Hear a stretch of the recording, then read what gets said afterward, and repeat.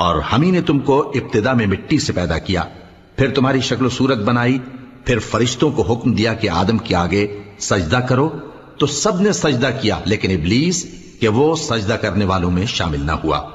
اللہ نے فرمایا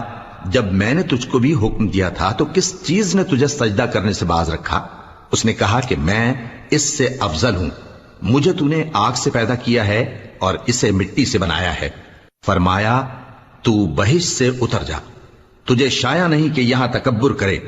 پس نکل جا کہ تو ذلیل لوگوں میں سے ہے۔ اس نے کہا کہ مجھے اس دن تک مہلت عطا فرما جس دن لوگ قبروں سے اٹھائے جائیں گے۔ فرمایا اچھا، تجھ کو مہلت دی جاتی ہے۔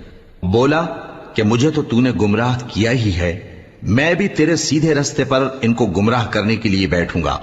پھر ان کے آگے سے اور پیچھے سے اور دائیں سے اور بائیں سے غرض ہر طرف سے آؤں گا اور تو ان پرستش ہوگی۔ اور یہ لوگ اللہ کے لیے تو بیٹیاں تجویز کرتے ہیں، وہ پاک ہے، اور اپنے لیے بیٹے جو مرغوب دل پسند ہیں، اور جب ان میں سے کسی کو بیٹی کے پیدا ہونے کی خبر ملتی ہے تو اس کا منہ غم کے سبب کالا پڑ جاتا ہے اور وہ اندر ہی اندر گھٹنے لگتا ہے، اور اس خبر بد کے سبب جو وہ سنتا ہے لوگوں سے چھپتا پھرتا ہے، سوچتا ہے کہ آیا ذلت برداشت کر کے لڑکی کو زندہ رہنے دے یا زمین میں گاڑ دے۔ دیکھو یہ جو تجویز کرتے ہیں بہت بری ہے، جو لوگ آخرت پر ایمان نہیں رکھتے انہی کے لیے بری مثال ہے، اور اللہ کو صفت اعلیٰ زیب دیتی ہے اور وہ غالب ہے، حکمت والا ہے۔ کہہ دو کہ مجھے میرے پروردگار نے سیدھا رستہ دکھا دیا ہے، یعنی دین صحیح، طریقہ ابراہیم کا جو ایک اللہ ہی کے ہو رہے تھے اور مشرکوں میں سے نہ تھے۔ یہ بھی کہہ دو کہ میری نماز اور میری قربانی اور میرا جینا اور میرا مرنا سب اللہ رب العالمین ہی کے لیے ہے،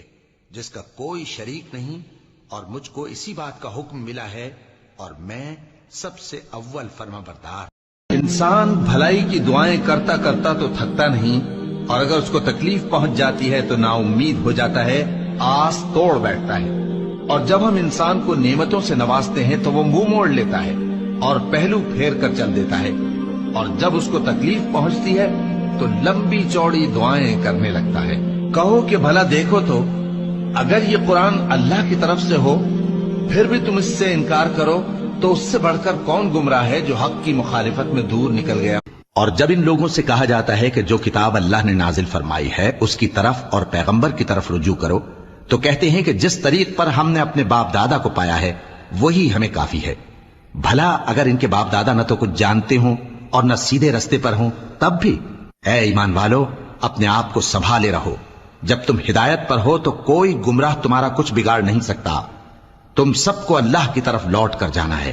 اس وقت وہ تم کو تمہارے سب کاموں سے جو دنیا میں کیے تھے آگاہ کرے گا اور ان کا بدلہ دے گا۔ مومنو،